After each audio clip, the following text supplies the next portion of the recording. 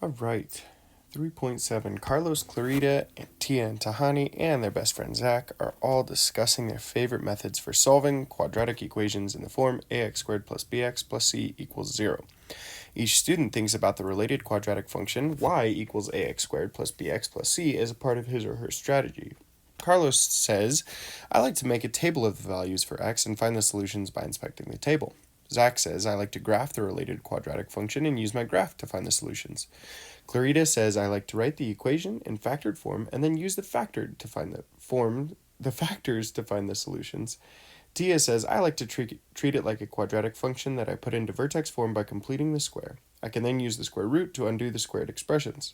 And Tahani says, I also like to use the quadratic formula to find the solutions. So, let's look at these different equations. We need to demonstrate how each one of these students would find the different solutions to the quadratic equation. So let's go ahead and get started. I would probably say it depends on which one we want to do first, but there are various different ways to approach this. We could just do one or the other, but kind of the way that I'm going to look at it is if I'm just looking at Carlos's strategy, which is just creating a table, I don't know exactly where all these points of interest are yet, so maybe I don't want to start with that one. Also, without being able to actually graph something by hand yet, Zach's strategy won't be super helpful, so I should probably put this into maybe either vertex form first or factored form, or even using Tahani's strategy of using the quadratic formula. So let's just try one of those bottom three first. Let's do Clarita's strategy, which is putting it into factored form. So I need two terms that will multiply to negative 15 and add to negative 2. And when I think about that, I think of 3 and 5. Those will add to, or multiply to 15. Now I just need to figure out which one needs to be negative in order to add to negative 2. And when I do that, I should get negative 5 and x plus 3. So then, when I'm solving for the individual solutions, I'll just add 5 to both sides. I get x equals 5 and x equals negative 3. So there's that for us. Now, Tia's strategy is a little bit different. She says we should put this into vertex form first. So let's go ahead and use the quadratic equation, or not the quadratic equation, but the equation for vertex form, which just as a reminder is going to be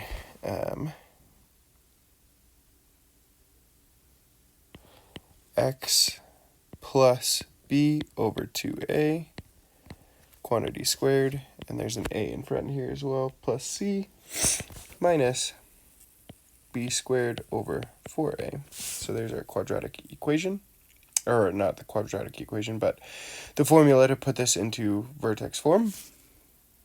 So with a being 1, we can just omit that and leave it as x plus a negative 2. So I'm going to just make this minus 2 over 2 quantity squared minus 15 plus a negative 15 is just minus 15 minus 4 over 4. Now that negative 2 right here, that is squared, which is why this remains a negative sign, right? So 2 over 2 is just 1, and this is all equal to 0 actually. So it's x minus 1 quantity squared minus 15. 2 squared is 4, so that'll be minus another one.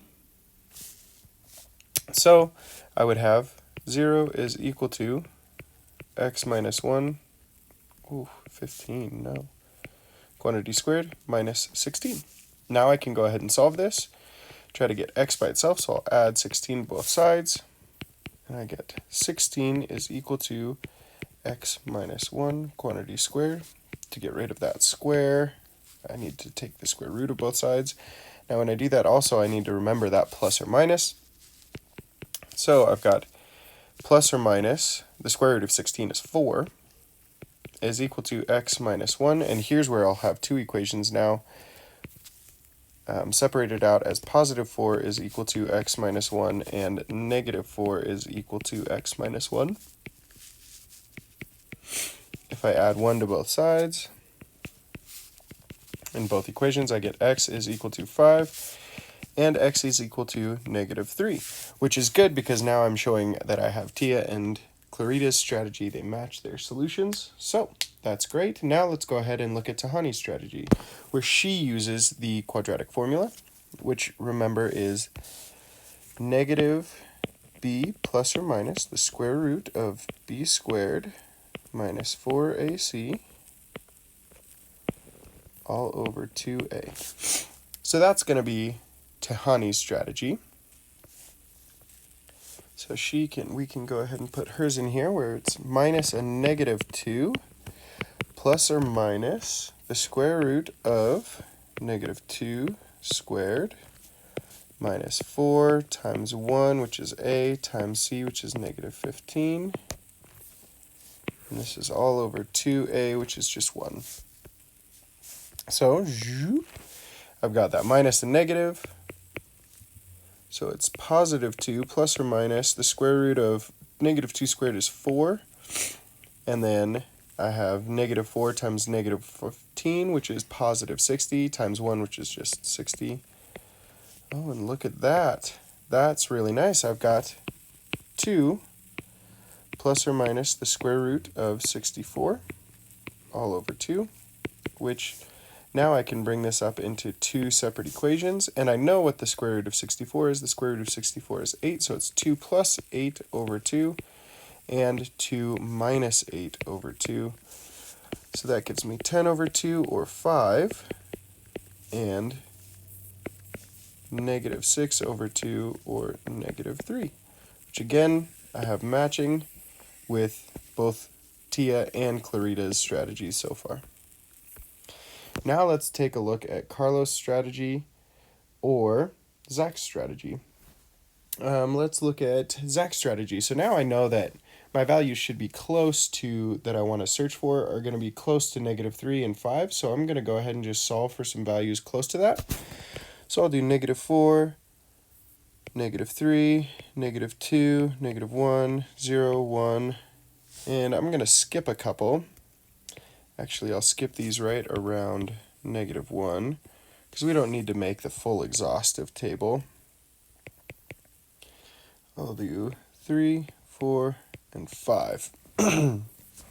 And then what I can do here is just plug and chug. And here's where it might be beneficial for us to have another sheet of paper that's a scratch piece of paper that you can do this work on as well. Because here in a minute, I'm going to be having you do these on your own as well. So -4 would go right in here, -4 squared minus 2 times -4 minus, 15 equals 0. So that would be 16 plus 8 minus 15 equals 0. So 16 plus 8, that's 24, minus 15, that's 9. Right, so we've got that. Okay, so I'm going to go ahead and, I don't need that. I'm going to go ahead and let you figure out the rest of these, -3, -2, 3, 4, and 5. So go ahead and pause the video and do those on your own.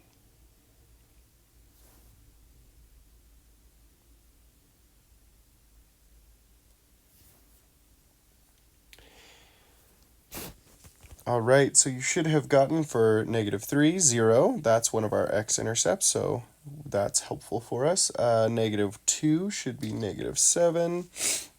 3 should be -13. 4 should be -7. 5 should be 0. That's another x-intercept. Then we have Zach's strategy, which would be to graph this function.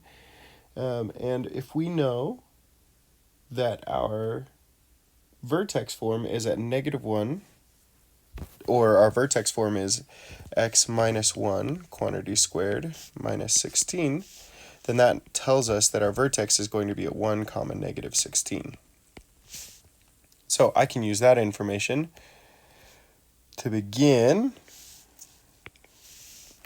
So it would be at 1, and then down negative, let's say 5. Oof. Let's maybe get the scaling a little bit better. That should be closer to the middle, I think. Here we go. That might be it. 1, 2, 3, 4, 5. 1, 2, 3, 4. Okay, and then let's just make it 5, 10, 15 down here. So vertex will be right down here at 1, negative 16. Go over 1, up 1, over 1, up 1, over 2, up 4, about there, over 3, up 9, and then I would go over 4, up 16. So I'm going to put that right here, and that right here, and again, there's my parabola. Oops. That goes through these points where I count from. The vertex right here, over 1, up 1, over 2, up 4, over 3, up 9, over 4, up 16, and I can see those. So if you need help with this, you can use Desmos as well to check your work a little bit. These next two are pretty tricky, so let's go ahead and try Tia's strategy together first, and then we'll do Tahani's, and then we'll take a look at Clarita's strategy, and then Carlos and Zach's strategy as well. So first thing we need to do is put this into vertex form, which will look like putting that 2. Now we've got A is equal to 2 here, B is equal to 3, and C is equal to 1. So we do have a multiplication factor that we've got to pay attention to. So it's going to be 2 times x plus 3 over 2 times 2 quantity squared plus 1 minus, let's see, 3 squared over 4 times a, which is 2. So let's go ahead and simplify this. 2x plus 3/4 quantity squared plus 1. 3 squared is 9 over 8. So that's minus 9/8. We simplify those two at the end, and that would give us minus 1/8. So there we have that. Okay, now let's go ahead and set this equal to 0 and start solving. So the first step is add 1/8 to both sides. And I get 2 times x plus 3/4 quantity squared equals 1/8. Now I need to divide both sides by 2. When I divide by 2, I'm just multiplying that into the numerators, or into the denominator. So I've got 1 over 8 times 2. So I've got x plus 3/4 quantity squared is equal to 1/16. Now I take the square root of both sides, and this is pretty handy. Got to include my plus or minus, but I've got x plus 3/4. Now the square root of 1 is just 1, and the square root of 16 is 4, so I've got a plus or minus 1/4. Now I can subtract 3/4 from both sides, and remember I need to separate this out into both the plus and the minus side. So I've got plus 1/4 minus 3/4, so that's x equals negative 2/4 or negative 1/2, and negative 1/4 minus 3/4, so that's x equals negative 1. So I've got two x values at negative 1/2 and negative 1. All right, so that's the first step in this strategy. Now the next step, or that's the first strategy rather, the next strategy would be trying to use the quadratic formula, which is negative b plus or minus the square root of b squared minus 4 times a times c all over 2 times a, which in this case is 2. Now I can simplify. Negative 3 plus or minus the square root of 9 minus 8 all over 4. So now I'll have negative 3 plus or minus the square root of 1, which actually the square root of 1 is just 1, all over 4. So you can see already this one is a little bit simpler, because now I've got, let's separate this out into 2, negative 3 plus 1 over 4, and negative 3 minus 1 over 4. So that's going to be negative 1/2 is equal to x, and this one is negative 1 is equal to x when I simplify that all down. So those are the first two steps. Now I can think about maybe what Zach's strategy would be, which is graphing. So here's what I'm going to do is I know from when I put this into vertex form over here and got it simplified, it's kind of ugly, but the vertex would be at negative 3/4, comma 1/8, negative 1/8. Right? So there's where I can look at the vertex here, and it has a stretch of 2, so negative 3/4. So if I were to like split these into halves and then quarters, there's negative 3/4 and then minus 1/8. That's like right about here. And then I have a stretch of 2 on this whole thing. So really, graphing this is not going to be terribly helpful for me, right? I can see this only because really, if I were to have graphed this on Desmos or something, that would be the only way for me to really get a good picture of that, right? For Carlos's strategy, I see that one of my intercepts is at negative 1, but the other one's at 1/2. So unless I were checking half and quarter, or even further than that increments, then I wouldn't be able to see the 1/2 increment, right? So what I could do is I could check negative 2, negative 1, 0, 1, and when I plug those in, what I would get is 3, 0, 1, and 6. And so what I would actually see is that at negative 1, 0, there's one of my x-intercepts where y is 0, but the other one is kind of discrete because I can't, or it's not clear because I can't see the half increments. So Carlos's strategy is kind of unhelpful here. Same with Zach's strategy, but Tahani's strategy and Tia's strategy, we've been able to get there. For Clarita's strategy, this one's actually a little tricky as well, because in order to factor it, you have to first factor out the 2 from every term, which is pretty darn tricky. So then you could finally be able to say, okay, well, x plus 1/2 and x plus 1, those are the two factors. But again, without really knowing that, it's kind of difficult to be able to see that, because factoring with fractions is a little bit more difficult as well. Yes, these two multiply to 1/2, and they add to 3/2, but it's kind of tough to see that. So eventually we would get this down to x equals negative 1/2 and negative 1. But boy, is it tricky to get there. So really, Tia's strategy and Tahani's strategy are the ones that are kind of foolproof so far. And Tahani's strategy even is one that's a little bit easier as well. Okay, let's look at this next one, Carlos's strategy for these three.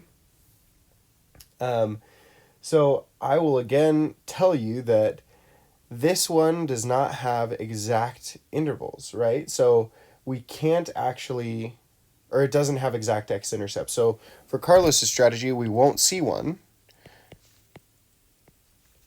What we can do is we can see where the values, the y values, change from positive to negative.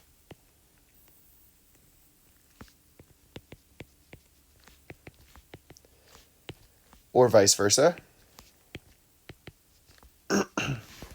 So we could tell that, like, oh, it's between 1 and 2, or it's between negative 6 and negative 5, but we wouldn't be able to really determine what exact values there are. Same with Clarita's strategy, we won't have integer values that we can factor with, right? Because the only factors of 8 are 1 and 8, 2 and 4, right? And those don't add to positive 4. So can't really do this one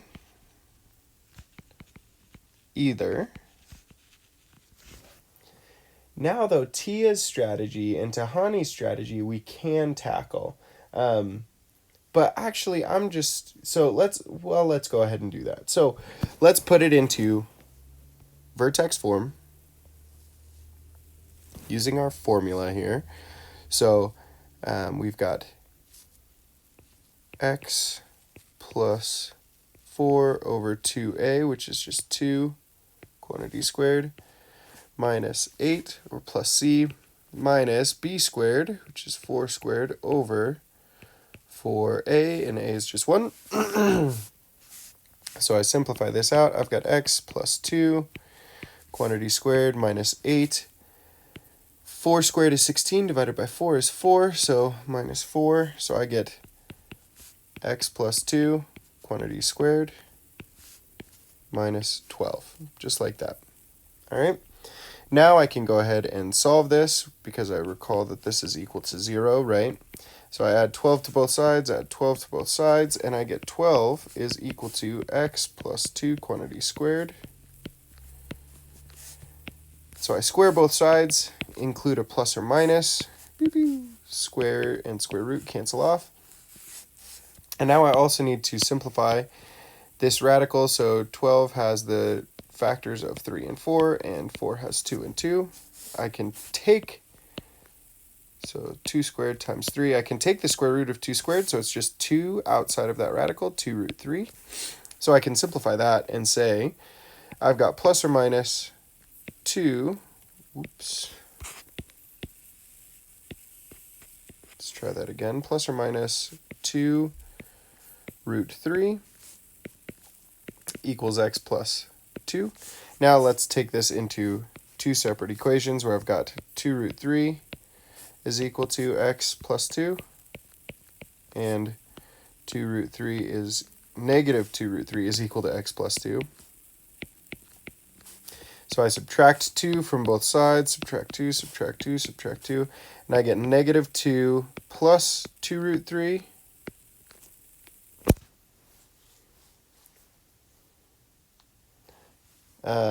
And negative 2 minus 2 root 3. And those are my two solutions of x equals negative 2 plus 2 root 3 and x equals negative 2 minus 2 root 3.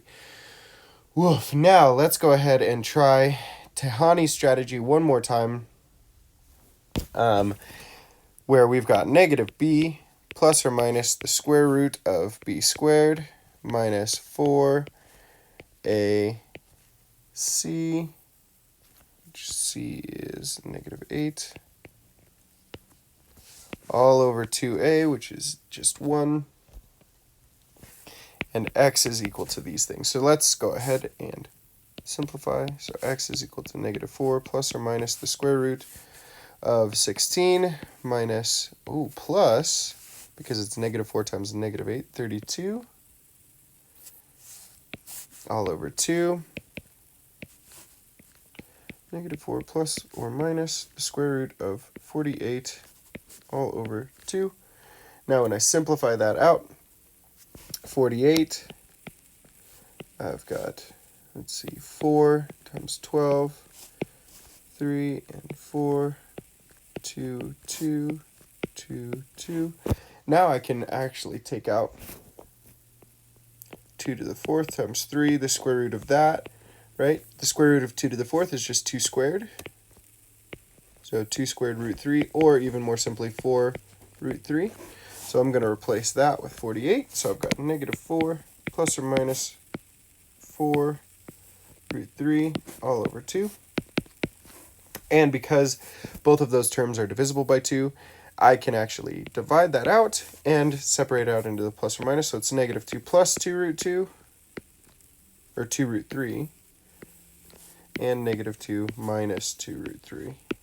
So there are my two solutions here as well. So there we go. Whew.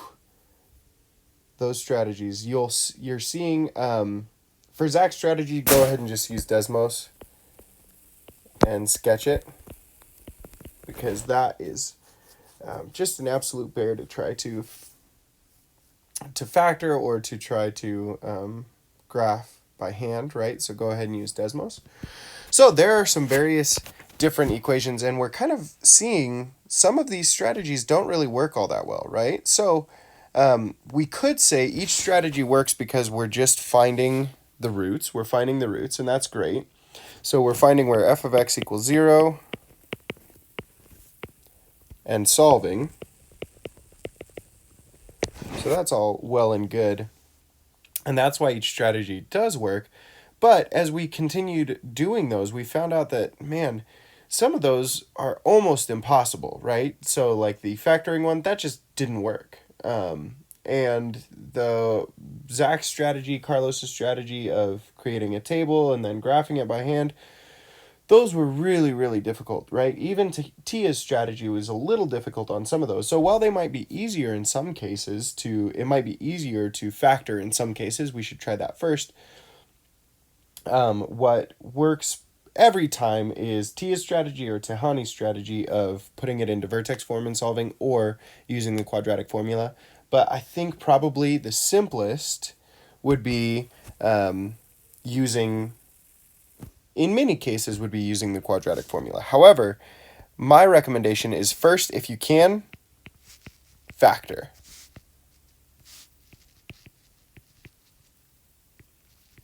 And I kind of remember this with a finger gun. So like when you're shooting finger guns at somebody, the first option is to factor. That's your number one option. That's the pointer finger of your finger gun. But then your thumb, the thumbs up, the thing that will always work is using the quadratic formula. So if that doesn't work, I would say use the quadratic formula.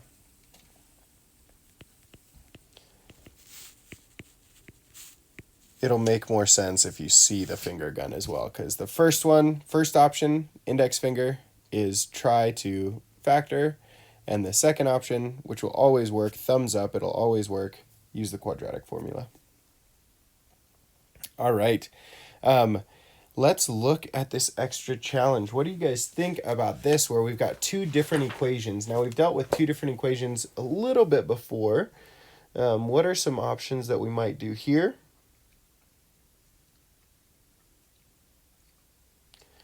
So what we need to do first, and I'm just going to go through the bottom three equations. Up here, Zach's strategy, basically what we're looking at is we'll solve the system where these two are equal to each other, okay? So if we were to, let's say for Zach's strategy, if we were to plug both of those in on a Desmos, we'd get something that might look like this. The solution is going to be where they cross, okay, where they're equal to each other. Carlos's strategy, you can do the same thing, plug in values where the outputs are equal to each other. Whatever value that yields the equal output, that's the value where they're equal to each other. So that's good. But for these other ones, let's go ahead and try them algebraically. So x squared minus 4x plus 1 is equal to x minus 3. Let's see if there's a way that we could get this in a position to where it could factor. So what I'm going to look at is I'm going to try to get everything to one side and then see if I can simplify it from there. So I'm going to subtract x from both sides and add 3 to both sides and see if I can get this thing to factor that way. Because once I move them all to one side, I'm basically saying, okay, now I just have, though I had started with two equations, now I'm saying I just have one equation that equals 0, and that 0 is actually where they cross. So it's like just up here, that 0 that I'm now solving for is those bits that they cross. So now that I have this one equation, I can try to factor it, and I see that it factors pretty darn easily. X minus 4 and x minus 1 equals 0, which means that x is just equal to 4 and to 1. So these equations are equal to each other at the position of 4 and 1. For Tia's strategy, I can just do the same thing where I set them equal to each other and then subtract it over. So I'm going to actually just use that subtracted over version, and I'm going to put this into vertex form. So that would be x minus 5, because it's normally plus b, but it's a negative 5 for b, over 2, quantity squared, plus 4, and then minus, I've got b squared, so negative 5 squared, over 4a, which a is just, and c should be 4, not c. So I've got minus 25 out in the back, so x minus 5 halves, quantity squared, plus 4 minus 25 fourths. So when I simplify that, that's actually 16 fourths minus 25 fourths, so that's negative 9 fourths out there. So x minus 5 halves, quantity squared, minus 9 fourths. And remembering that this is all equal to 0, I can add 9 fourths to both sides. And I get 9 fourths is equal to x minus 5 halves, quantity squared, which now take the square root of both sides, insert the plus or minus. So I've got the square root of 9, which is 3, over the square root of 4, which is 2, plus or minus, is equal to x minus 5 halves. So now is where I can add 5 halves to both sides and separate it into my two equations, remembering that it's 5 halves plus 3 halves and 5 halves minus 3 halves. So that actually gives me 8 halves, or 4, and 2 halves, which is 1. So I get those same values again. And finally, using Tahani's strategy, I've got negative b, so minus a negative 5, plus or minus the square root of b squared, so negative 5 squared, minus 4 times a, which is 1, times c, which is 4, all over 2a, which is just 1. So I've got negative 5, minus a negative 5 is positive 5, plus or minus, oops, I forgot that plus or minus, the square root of 25 minus 16, all over 2. Now 25 minus 16, that's just 9, so I've got 5 plus or minus the square root of 9, which I know to be 3. So I've got 5 plus or minus 3, all over 2. Separate that out into the two equations, 5 plus 3 over 2, and 5 minus 3 over 2. Again, I've got 8 over 2, which is 4, and 2 over 2, which is 1.